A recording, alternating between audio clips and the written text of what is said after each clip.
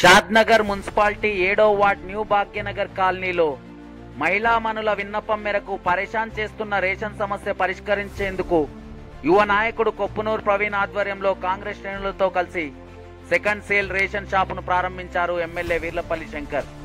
10 ఏళ్ల అనంతరం అధికారంలోకి వచ్చిన హస్తం పార్టీని క్షేత్రస్థాయిలో ప్రజలకు చేరువ చేయాలనే బలమైన సంకల్పంతో ముందడుగు వేసిన ఎమ్మెల్యే శంకర్ గత నెల షాద్నగర్ పురపాలిక పరిధిలోని అన్ని వార్డుల్లో పర్యటించారు. ఇదే క్రమంలో 7వ వార్డ్ న్యూ భాగ్యనగర్ కాలనీలోని మహిళా మనులు పలు సమస్యలను ఎమ్మెల్యే దృష్టికి తీసుకువచ్చారు. 10 ఏళ్లుగా రేషన్ సరుకులకై తీవ్ర ఇబ్బందులు ఎదుర్కొంటున్నామని, సుమారు 2 కిలోమీటర్లు ప్రయాణించి రేషన్ సరుకులు తేవడం పెద్ద పరేషాన్గా మారిందని, అంగన్వాడీ భవనానికి సైతం వెళ్లాలంటే తీవ్ర అవస్థ పడాల్సి వస్తుందని పలు విన్నపాలు విన్నవించారు. సానుకూలంగా స్పందించిన ఎమ్మెల్యే శంకరయ్య మహిళా మనుల విన్నపాలపై దృష్టి సారిస్తూ ప్రజా అవసరాల రీత్యా కాంగ్రెస్ శ్రేణులతో కలిసి నేడు న్యూ భాగ్యనగర్ కాలనీలో సెకండ్ సేల్ రేషన్ షాప్ ను ప్రారంభించారు. అనంతరం ఆయన మాట్లాడుతూ ప్రజాస్వామ్యంలో ఓటు అనే ఆయుధంతో సామాన్యులు బాధ్యత గల ప్రజాప్రతినిధిని నాయకుడిగా ఎన్నుకుంటారని, ఇదే క్రమంలో ప్రజా సమస్యలు తీర్చడం, ప్రజలు ఎదుర్కొంటున్న ప్రధాన సమస్యలపై దృష్టి సారించి వాటి పరిష్కార మార్గాలను సుగమం చేస్తూ మేమున్నామనే భరోసా కల్పించేలా ఇచ్చిన మాట కట్టుబడి పనులు చేపడుతున్నట్లు తెలిపారు. తమ హయాంలో అవినీతికి ఆస్కారం లేదని, కాలనీవాసులు సమస్యలు ఒక్కొక్కటిగా పరిష్కరిస్తామని, అరచేతిలో బెల్లం పెట్టి మోచేయి నాకించే రకం కాదని తేల్చి చెప్పారు.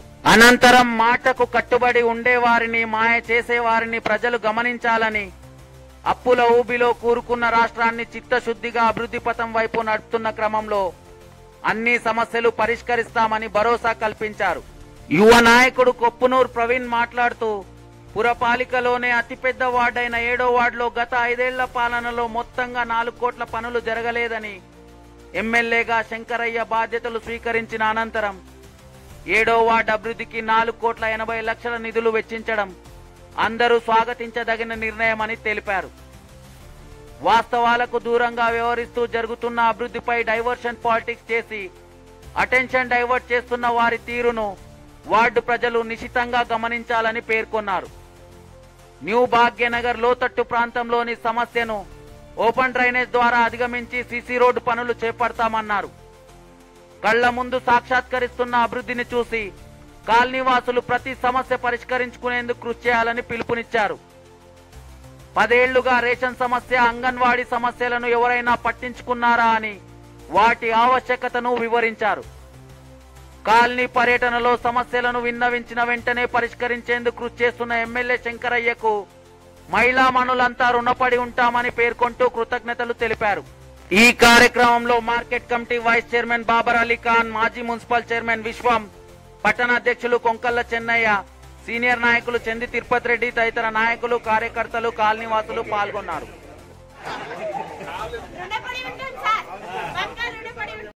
రేషన్ షాప్ ఒకటి, అంగన్వాడీ ఒకటి అండి. లైట్స్ ఒకటి, మా కాలనీలో లైట్ లేకుండే, దాని గురించి సార్ని ఆ రోజు వచ్చిన రోజు నేను అడిగాను. సో ఈ రోజు మాకు సక్సెస్ చేసేందుకు ధన్యవాదాలు. Thank you so much. Colony తరఫున కూడా అందరూ ఒకసారి ధన్యవాదాలు తెలుపుకుంటాం.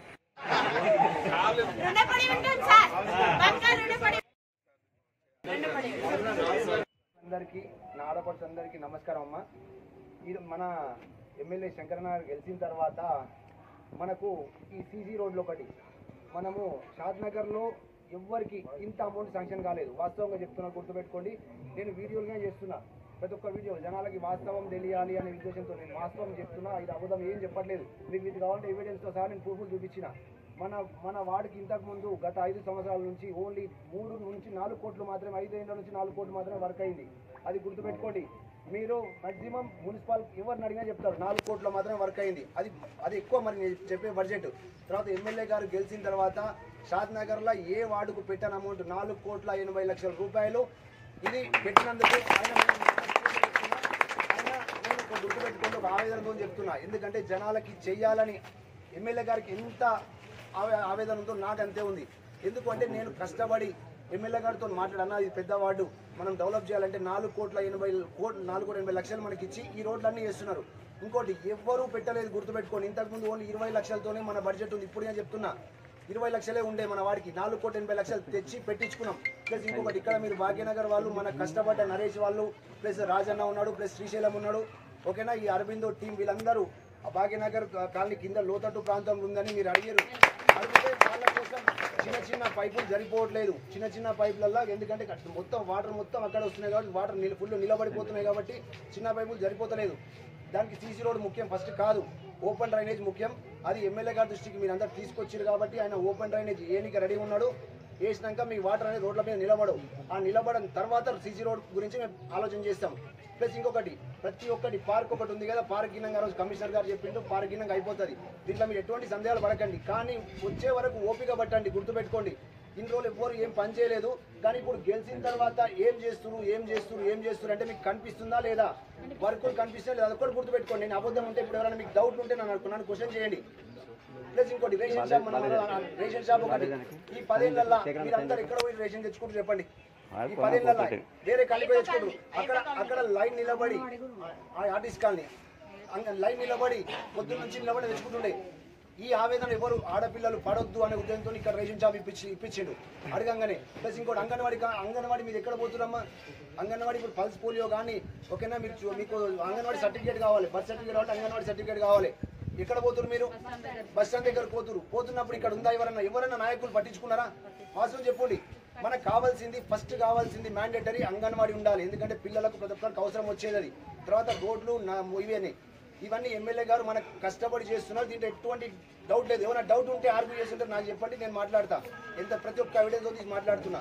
ఓకేనా, దయచేసి మన ఎమ్మెల్యే గారికి ఆయన గుర్తుపెట్టుకోండి, కష్టాన్ని నమ్ముకున్నాడు. గుర్తుపెట్టుకోండి, ఇదేను ఏదో ఆయన వచ్చిందని చెప్పి నేనేం చెప్పట్లేదు, కష్టాన్ని నమ్ముకున్నాడు కాబట్టి ఇది మనస్ఫూర్తిగా ఆవేదనతో చెప్తున్నా. మీరు అందరికీ మీకేమైనా డౌట్ ఉంటే ఇప్పుడే అడగండి, మీ సమస్యలున్నా చెప్పండి, చేపియడానికి రెడీ ఉన్నాం. వర్కులు చేస్తున్నాం కానీ ఇంకా కొంతమంది ఏం చేస్తున్నారు, ఈ గలి శాంక్షన్ అయింది, ఆ గలి శాంక్షన్ అయింది అని చెప్తున్నారు కదా. వాళ్ళని మీరు ఏం అడగండి అంటే ఒక ప్రూఫ్ అడగండి. పెట్టినట్టు ఈ గలి పెట్టింది కదా, నాకు ఒక ప్రూఫ్ చూపాను, ప్రవీణ్తో కొట్లాడదామని అడగండి. నేను ధైర్యంగా చేపిస్తా. మీరు ఉత్తగానే వాళ్ళు చెప్పంగానే వచ్చి నన్ను అడగండి. విత్ ప్రూఫ్ నేనైనా ప్రూఫ్ పెట్టుకొని మాట్లాడతా. అదే అడగండి. వాళ్ళతో రాపించుకో, ఏం కావాలో అది చేద్దాం. వీళ్ళతో మనకి వీళ్ళు బాసులు, వాళ్ళు కాదు బాసులు, వీళ్ళు బాసులు, వీళ్ళతో సంతోషంగా ఉంది. ప్రజలు ఏదైతే ఆశించి ప్రజాప్రతినిధులు ఎన్నుకుంటారో వారు అమూల్యమైన ఓటు వేసి తమ అవసరం వచ్చినప్పుడు సమస్యలు తీర్చే నాయకులు ఎన్నుకుంటా ఉంటారు. కాబట్టి ఇవాళ మనందరికి తెలుసు, మరి 10 ఏళ్ల సంధి అధికారంలో ఉన్న పార్టీ సమస్యలన్నీ గాలి వదిలేసి రాజకీయ ఆధిపత్యం చెలాయిస్తున్న కొందరు నాయకులకు బుద్ధి చెప్పాలని చెప్పే ఇటువంటి కార్యక్రమాలు. నేను గత నెలలో ఈ యొక్క అయ్యప్ప కాలనీ అంటే చాలా గొప్ప colony, Eshwar colony, Ayyappa colony, Ananda colony, అన్ని వాగనార్ కాలనీ అంత గొప్ప కాలనీ. షాద్నగర్ సమస్యలు ఎక్కడలేని మహిళామణి సోదరులంతా వచ్చి ఒక ఎమ్మెల్యేగా ఈ పనులు చేసి పెట్టాలని అంటే చాలా సంతోషాన్ని ఇచ్చింది. ఆ రోజు వాళ్ళందరూ కూడా 2 గంటలు నా గురించి వెయిట్ చేసి ఒక ప్రజాప్రతినిధికి ఈ విషయాలన్నీ వినజెప్పాలి, సొంతంగానే వినజెప్పాలి. ఏదో ఒక నాయకుని దారనో ఎవరి దారనో కాకుండా డైరెక్ట్ వచ్చిన సమస్యలు అడిగారు కాబట్టి వారు అడిగిన సమస్యలన్నీ కూడా దాదాపు నేను 70% పూర్తి చేస్తా ఉన్నాను. ఇంకా టైం ఉంది, ఇంకేమైనా అవసరం ఉంటే తప్పకుండా చేస్తాను. ఇందులో ముఖ్యంగా ఈ పౌర సరఫరాల శాఖకు సంబంధించిన ఈ యొక్క ప్రజా పంపిణీలో భాగంగా నిజంగా మహిళలు ఈరోజు దాదాపు కిలోమీటర్న్నర శ్రీనివాస్ కాలనీ పోయి రేషన్ షాపుల్లోకి పోయి తెచ్చుకోవాలంటే భర్తలు అందుబాటులో ఉండరు, మహిళలే పోయి తీసుకొచ్చుకొని రావాలంటే ఎంతో ఇబ్బందికరమైన సమస్య.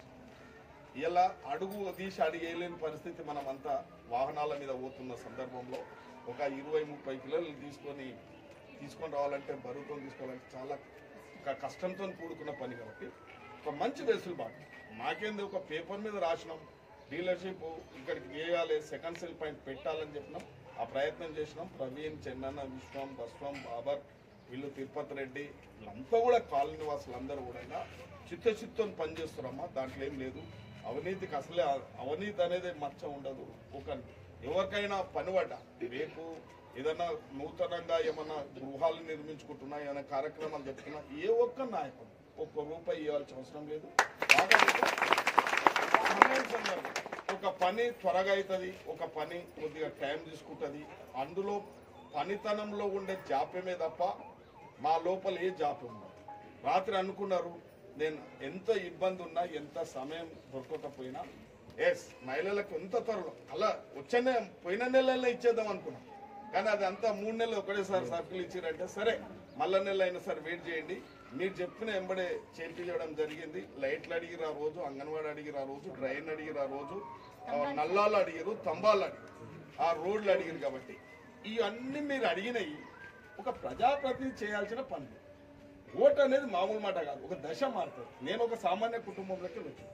ఒక ఓటు వేయడం వల్లనే నేను ఎమ్మెల్యేని కాగలిగిన. ఇంతమందిలో 2 లక్షల పాపులేషన్ ఉన్న మందిలో నేను ఒక ఎమ్మెల్యేని అంటే ఆ ఓటు ఎంత పవిత్రమైంది అనేది ప్రజాప్రతినిధి గుర్తించాలి. నేను ఇప్పుడు వచ్చిపోయినంబడే వాట్సాప్ లో పెడతాను, ఇళ్లలో కూర్చొని అది ఏదో ఊరంతది కొండంత చూపెడతారు కాదు చూపెడతారు అంటే మనిషికి విశ్వాసం ఉన్నది. చిన్న పని అయినా బొల్ల పైన ఇప్పుడు వాళ్ళలాగా కొందరు అరిచేతిలో బెల్లం పెట్టి మోచేతిలాగా నాకు ఇచ్చిన లోకల్ చూడండి. ఇలా గత పార్టీ ఇలా ఏమైతే మీ అందరు తెలుసు ఏం దోపిడి జరిగింది. ఒక రైతు బిడ్డ, ఈ రాష్ట్రంలో ఒక రైతు బిడ్డ, మీ కన్న బిడ్డ ఇలా రాష్ట్ర ముఖ్యమంత్రి అయినందుకే ఈరోజు ఈ పరిస్థితికి వచ్చింది. దోపిడీ అంతమైతా ఉంది. మీరంతా చూస్తున్నారు టీవీలలో, అసెంబ్లీలో ఏం జరుగుతుంది, ఎంత దోపిడీ చేసారు, ఎన్ని లక్షలు దోపిడీ చేసారు. స్వయాన ఆయన బిడ్డనే చెప్తుంది ఎవరో దోపిడీ చేసింది వాస్తవమే రానండి. ఇక సొంతం కుటుంబాలు ఒప్పుకున్నారు, మీరు అర్థం చేస్తారు. కానీ ఇప్పుడున్న నాయకులు ఒప్పుకోరు అన్నమాట. ఇప్పుడు వాస్తవాలు ఒప్పుకోవాలి. ఈ రాష్ట్రాన్ని అధోగతి పాలైంది, అప్లపాలైంది. చాలా ప్రజలు ఏదైతే కోరుకుంటారో అది చేయాల్సిన అవసరం ఉంది. మేము పూర్తిగా బాధ్యత వహిస్తున్నాం. సోదరులకు, అన్నలకు, అక్కలకు అందరూ చెప్తున్నాం, మేము మీ యొక్క సేవకులం. నేను ఇవాళ కూడా మీ సేవకులం. మీ ఓటు వల్ల నాకు ఇలా జీతం వస్తుంది, కారు ఉంది, నా ఎంబడి అందరూ ఉంటున్నారని మీ యొక్క ఆశీస్సులకు ఒక మంచి అబ్బాయి ప్రవీణ్ కూడా గతంలో ఎన్నో ఇబ్బందులు పడ్డాడు. ఒక చిన్న కుటుంబంలోకి వచ్చాడు, నాకన్నా చిన్నవాడు. పూర్తిగా సహాయ సహకారాలు అందిస్తున్నాం. కాబట్టి మీ యొక్క ఆశీస్సులు ఉండాలి. అంటే ఇవాళ అధికారంలో ఉన్నాం, కొద్దిగా సులువుగా చనువుగా ఉంటాడు నాతో. కాబట్టి మీకు కూడా అందుబాటులో ఉంటాడు. కాబట్టి ఆ యొక్క కార్యక్రమం దృష్టిలో పెట్టుకోండి. మీరు ఇవ్వాల కూడా ఈ పనులే కాదు, ఇంకా ఏమైనా వ్యక్తిగత పనులైనా ప్రవీణ్ పోయి తీసుకుపోయి పని చేయించుకొస్తాడు. ఇలా కొందరు అంటే ఏ కార్యక్రమాలు ఉన్నా ఇప్పుడే అయిపోలేదు, ఇంకా 3.5 సంవత్సరాలు ఉంటాను నేను కూడా. కాబట్టి రాబోయే కాలంలో మీరు మంచివారు, చెడ్డేవారు, మాట ఇస్తే మాట మీద నిలబడేటోళ్ళరు, మాటకు గాలికి వదిలేసేటోళ్ళు, 4 సార్లు తిప్పించుకునేటోళ్ళు. మీ దగ్గరికే నేను వచ్చిన, మీరు సమస్యలు నాకు చెప్పి నేను సమస్యలు ఒకటొకటి తీరుస్తాను. ఇంకేమైనా సమస్యలు ఉంటే మహిళా అధ్యక్షులు అంతా కలిసండి, తాను కూర్చోండి. ఇంకేమైనా కాలనీకి అవసరం ఉంటే తప్పకుండా చేసి పెడతామని చెప్పి అవకాశం